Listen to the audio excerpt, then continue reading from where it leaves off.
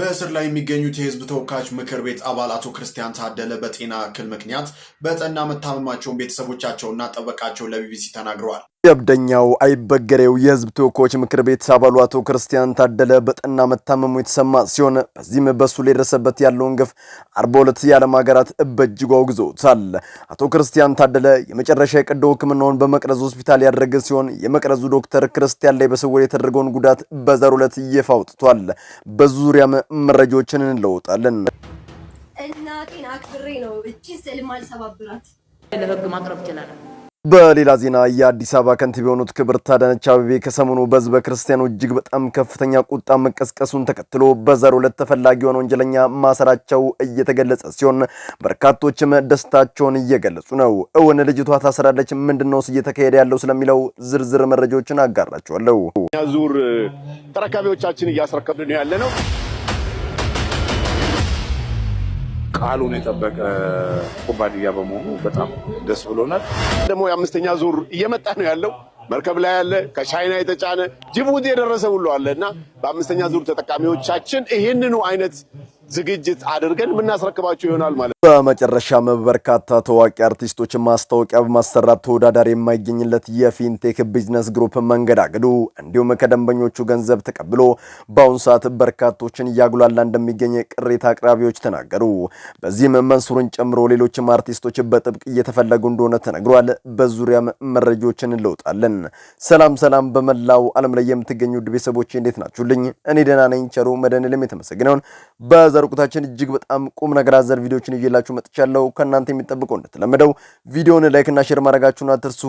ዳይ ወደ ዕለቱ ቪዲዮ። በእስር ላይ የሚገኙት የህዝብ ተወካዮች ምክር ቤት አባል አቶ ክርስቲያን ታደለ በጤና እክል ምክንያት በጠና መታመማቸውን ቤተሰቦቻቸውና ጠበቃቸው ለቢቢሲ ተናግረዋል። አቶ ክርስቲያን ታደለ የመንግስት ወጪ አስተዳደር ቋሚ ኮሚቴ ሰብሳቢ ሆኖ መንግስትን ከምዝበራ ያዳነ በሰላማዊ ትግል በእጅጉ የሚያምን ሰው ነው እየማቀቀ ያለው በእስር አንቀጥቅጥ ተብሎ የሚጠራው የህዝብ ተወካዮች ምክር ቤት አባሉ አቶ ክርስቲያን ታደለ ገና ለመናገር አንደበቱን ሲያላቀቅ ብዙ አላዋቂዎች ብዙ ህዝብና ሀገርን የሚመዘብሩ እንዲሁም ሀገር ሰላም ስትሆን የሚያማቸው ሁሉ ወባ እንደያዘው ሰው ይንቀጠቀጣሉ፣ በላባቸውም ልብሳቸውን ያረጥባሉ።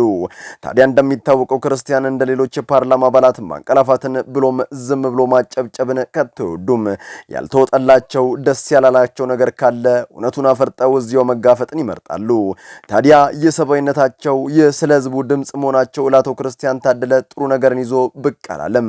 በንግግራቸው የሚቃጠሉ እውነት ሲወጣም የሚያማቸው አንዳንድ አምባገነን ባለስልጣናት በመመሳጠር የፖለቲካ ሽፋን ለጥፎበት ከሽፍታ ጋር እየሰራ ነው ሲሉ ዘብጥያ እንዲወረወር አደረጉት።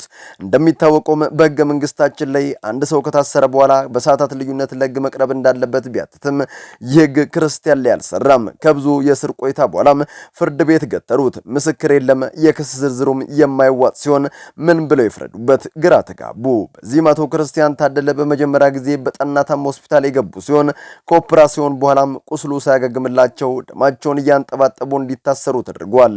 በኋላም በቅርቡ የባለፈው ህመም ዳግም አገርሽቶባቸው በመቅረዝ ሆስፒታል ክትትል እያደረጉ የነበሩ ሲሆን አሁንም እንደ መጀመሪያው ሳያገግሙ እንዲታሰሩ ተደርጓል።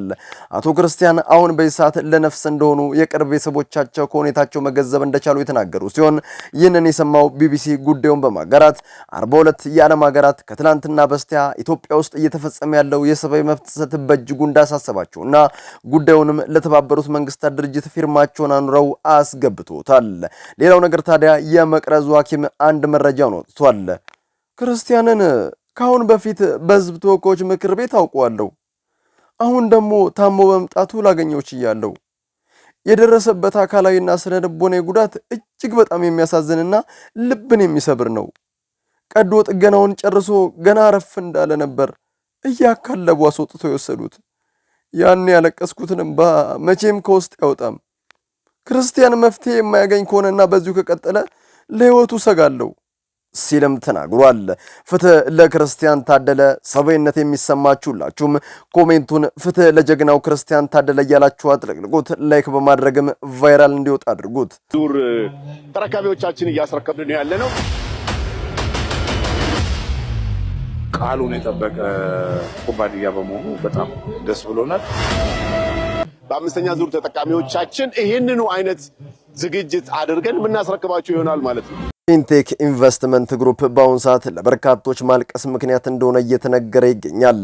ተቋሙ ከአሁን ቀደም በጋዜጣዊ መግለጫዎቹ መኪኖችን ለማስረከብ ከጅቡቲ ወደ ግላን እንዲሁም ቃሊቲ ለማጓጓዝ ዝግጅት ማጠናቀቁን ቢገልጽም ደንበኞች ግን ጉዳዩ ሌላ እንደሆነ በመናገር ተጭበርብረናል፣ ተጉላልተናል ሲሉ ቅሬታቸውን አሰምተዋል።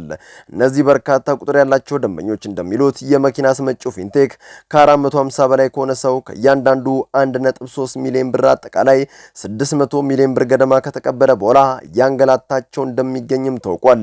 የድርጅትም የቢዋይዲ ሲገል ሞዴል የኤሌክትሪክ መኪኖችን በግማሽ ቅድመ ክፍያ ማለትም በ950 ሺህ ብር በ3 ወር አምጥቼ ካስረከብኩ በኋላ ቀሪውን ክፍያ በ5 ዓመት ያለ ወለድ በየወሩ መክፈል እንደሚቻል እንደገለጸላቸው በኋላም ሁሉም ነገር የዋሽታ ሆኖ እንደቀረባቸውም ይናገራሉ።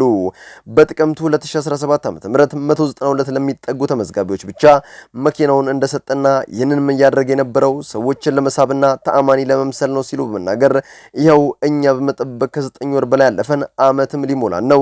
ገንዘባችን ስንጠይቅም ሊመልሱልን አልቻሉም። እኛ የተሸወድነው ታላላቅ የሚታመኑ አርቲስቶች ማስታወቂያ በመስራታቸው ተከትሎ ነው። መንሱር ጀማል፣ ሰራዊት ፍቅሬ፣ ሌሎችም በርካታ አርቲስቶች ይገኙበታል። በእነሱ በኩል መፍትሄ ካለ ብለን ብንደውልም ስልካችን ከአንድ ጊዜ በላይ ለማንሳት አይፈቅዱም። እኛ ግን አርቲስቶቹን ጨምሮ ፊንቴክ የተባለውን የኢንቨስትመንት ግሩፕ መፍትሄ እስኪሰጠን እንታገለዋለን፣ መላቀቅም የለም ሲሉ ተናግረዋል። እናቴን አክብሬ ነው እቺ ስልም አልሰባብራት መብቴ ነው። እዚህ ላይ ለህግ ማቅረብ ይችላል። ሰሞኑ በኢትዮጵያ ውስጥ ከ90 ሚሊዮን በላይ የኦርቶዶክስ እምነት ተከታይን በንግግሯ ያቆሰለችውና ያደማችው እቺ ሴት ለበርካታ ጊዜያት ተሰውራ እንደቆየች ቢታወቅም በአሁኑ ሰዓት ግን በህግ ቁጥጥር ስር እንደዋለች ለዚህም ትልቁ ሚና የተጫወቱ ያሉት ከንቲባ አዳነች አቤቤ እንደሆኑ እየተነገረ ይገኛል። ነገሩ ግን ወዲህ ነው። ልጅቷ አሁን በፖሊስ እየታደነች እንደምትገኝ በዚህም የአዲስ አበባ ከንቲባ ሆኑት አዳነች አቤቤ በህዝብ እንዲሁም በቤተ እምነቶች መካከል ግጭት ለማስነሳት ተልዕኮ የሰጣት ልጅ በህግ ቁጥጥር ስር ውላ ምርመራ እንዲጣራባት ለአዲስ አበባ ፖሊስ ኮሚሽን በደብዳቤ ያሳውቋል። ይህም ድርጊታቸው በአሁኑ ሰዓት በርካቶችን እያስገረመ እንደሆነ ይገኛል። በዚህም የአዲስ አበባ ፖሊስ ልጅቷ ያለችበትን ቦታ በጥቆማ አሳውቁኝ፣ ህዝቡም ያልተገባ ነገር ከማድረግ እንዲቆጠብና በህግ አግባብ ተጠያቂ እንድትሆን እንዲያደርግ ጥያቄን አቅርበዋል። ገና ሳትታሰር የታሰረች ነፍስ መቤታችንን ተናግሮ ተደላድሎ መቀመጥ ከቶ አይቻልም። ልጅቷ በአሁኑ ሰዓት የቁም እስረኛ ናት። ቀን እንቅልፍ የለም፣ ማታ በቅዠት ብዛት እንቅልፍ አይታወቅም። እንደ ቀድሞም ከአንድ ቦታ ወደ አንድ ቦታ በነጻነት መዘዋወር አይቻልም። በዚህም ከዚህ በላይ እስር ቤት የታለው ጉኖቼ? እውነት ሀገሪቱ ውስጥ ያለው ህግ ለሁሉም የሚሰራ ከሆነ ልጅቷ ተይዛ መማሪያ እንድትሆን ስንል በአግባብና በትህትና እንጠይቃለን። በመላው ዓለም ላይ የምትገኙ ቤተሰቦቼ ለዛሬ እናንተን ያስተምራሉ፣ ይጠቅማሉ፣ መረጃ ምናሉ ብዬ ያሰብኳቸውን ቪዲዮዎች በዚህ መልኩ አቀረብኩላችሁ። በቀጣይ በሌሎች አስተማሪ ቪዲዮዎች እንገናኛለን። ለዚህ ቻናል አዲስ ከሆናችሁ ምን ይጠብቃችሁ ነው? መለስ እያላችሁ ሰብስክራይብ፣ ላይክ፣ ሼር ማድረጋችሁን አትርሱ።